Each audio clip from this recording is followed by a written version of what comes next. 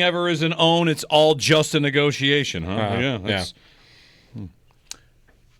relevant. That was 7 minutes before he got traded. He got traded 7 minutes after that. Michael Irvin, not an insider with the Cowboys. And he also just called Jerry Jones crazy. He's not that crazy. Well, he did it. All right. He's crazy. So he's crazy. Micah Parsons to the Packers. I saw John Ledyard, NFL draft analyst, make the point before Parsons got traded.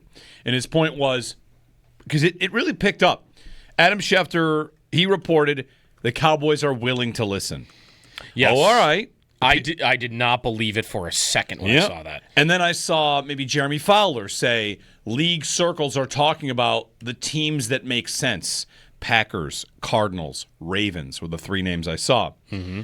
And now Parsons gets dealt to the Packers. But anyway, John Ledyard, what he said was NFC teams especially should think about this really hard, like long and hard about doing this, because, he clarified, in the NFC, the parity at the top of the quarterback market, it's Goff, Jordan Love, who's the next best quarterback in the NFC? Jaden Daniels. Like, it's not as good. Not a lot of them. At the top of the NFC, at least not thought of right now, as it is in the AFC, where the top four guys are the top four guys in the sport. Right. So John Ledyard's take was NFC teams should do this because it could legitimately swing the balance of the conference by getting this one deal done. You know, you're the Packers. You're trying to get over J.J. McCarthy and the Vikings. You're trying to get over the Lions. Your own division is scary. Yeah. It's scary. But he said teams like the Packers, and here it is. The Packers get Micah Parsons for 2 firsts and a 3-time Pro Bowl defensive tackle. Now the Cowboys can stop the run. Stat of the day. You ready for a stat of the day? Yes. Let's get you a stat of the day on Micah Parsons. There's a number of these, but Bill Barnwell had this. Bill Barnwell from ESPN. Bill Barnwell, over the last 4 years, the Cowboys are the league's best defense with Micah Parsons on the field with EPA per play. Best defense in the league. Amazing. 1,039 plays without him. They are the second worst defense when he's not on the field. And now he's leaving the field for every play. Yeah. That's how big of a difference he makes for EPA per play. Yeah. Now, EPA per play, as we kind of know, like that, I was listening to somebody talk about the one flaw in EPA per play, and it really, if it's even a flaw, it really, really keys in on negative plays. So negative plays really sink your score. And what are sacks? Hugely negative plays, which is, again, what his job is. Anyway, are there fantasy implications here, Joe? The Cowboys now have a Bengals-caliber defense, and you should be scooping up as many Cowboys as possible? They already, I thought, were some version of that, and now I guess they are totally that. Yeah. Yes, like Prescott, especially, he's going as like the 11th quarterback off the board. Like, because CeeDee Lamb is not going to move much, right? He's already going as one of like the 5 top guys. You could take him over Justin Jefferson now, though, and feel pretty comfortable about it. Yeah. I actually did that in the league last week where I took him over Jefferson. But, like, if you are, I don't want one of the elite quarterbacks in fantasy. I'd like to wait a little bit. Like, go get Prescott in those middle rounds. I have an MVP bet on him for this reason. Like, he's going to be Burrow, right? Those two are going to be slugging it out to lead the league in passing. Would be my bet. 803-0550, 1-888-550-2550 to join us. Get some calls in. Your thoughts on the Parsons trade? You know, we're not, well, whatever. We'll let you handle it and do what you think is right. Mike in Tonawanda leads us off. Hey, Mike, good morning. Good morning, guys. Honestly, I don't believe Bean has it in him to make this kind of trade. I think he's content on building this team with B- and C+ players, you know. But he should reconsider it because the last time he traded a first rounder, he got Diggs, and we saw how well that did, you know, to the end, of course, whatever like that. But good things do happen. Even the big swing of Von Miller, that was working out. People figured that was working out until he got hurt. He was having to get hurt, you know. But that was going great too. So I mean, I think in order to like get one of these elite players, one or two things happen. We got to bottom out 1 year, pick top 15 in the draft. Or we got to just give up some assets to get one. You know, that means one or two ways, and that's the way it's going to happen. So, but I think he's content on, like, just paying these middleman guys. Because like you were saying earlier, okay, I mean, you can do a revisionist history and believe all right, if he didn't give this person this money, this, that, whatever. But, I mean, that's kind of true. And he gave all the money to these middling guys, and I asked a question a couple weeks ago, where's all the money? Because other than Josh, where's all the money tied to? Now, playing the Eagles, we went back and forth with the Eagles thing or whatever, but, he's basically giving it to a lot of, and I'm not meaning to crap all over a lot of the guys, but they're not elite players. Well, thanks, Mike. I do think there's room here for that kind of big picture conversation about them, and that was a little bit of the theme of the offseason this year, was it not? That we thought, all right, you know what you got to do? You got to, maybe not Bean's theme, but our theme. You out there, me in here, you, Joe.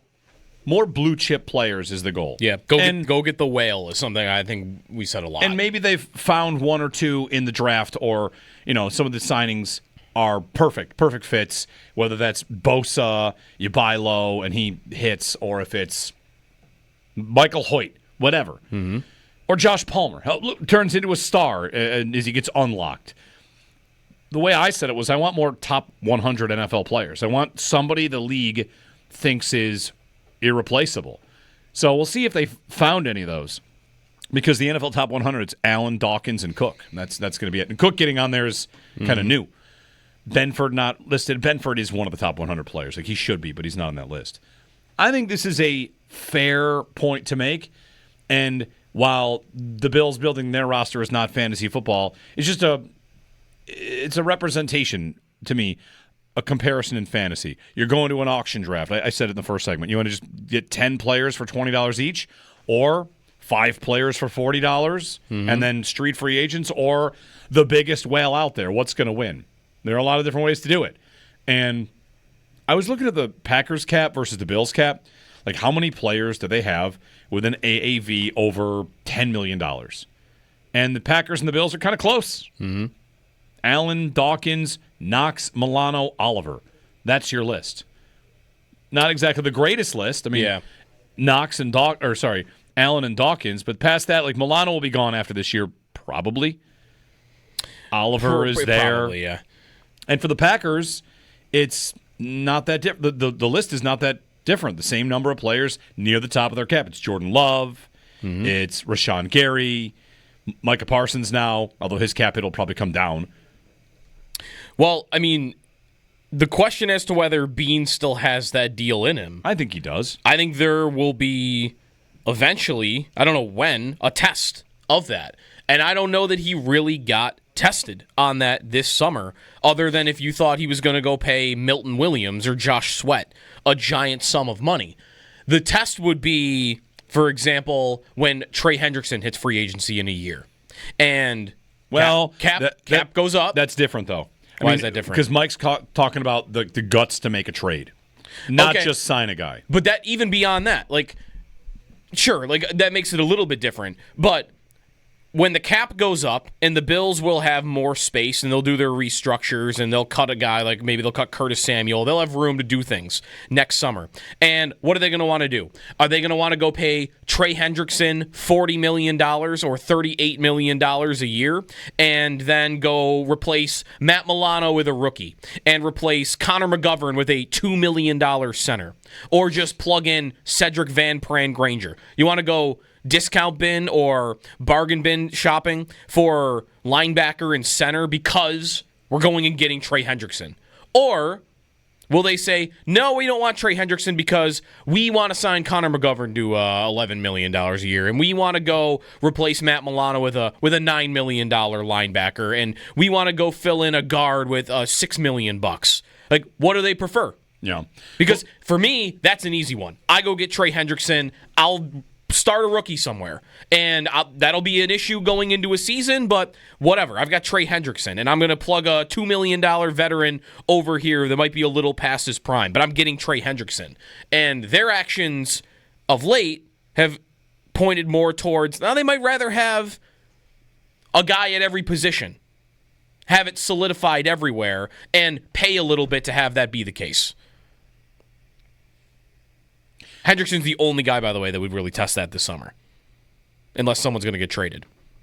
This is where next summer the as you laid that all out, doesn't that sound like the conversation we've had 100 times about would you rather pay a $30 million receiver and some guys or have 3 that make 10 and some guys? There are schools of thought for both. But Parsons is a $47 million AAV. And I already saw, oh man, that's too much. You can't he's not that good. I am of the belief that he is that good. Is that only being said because it's a $6 million gap from Garrett and Watt?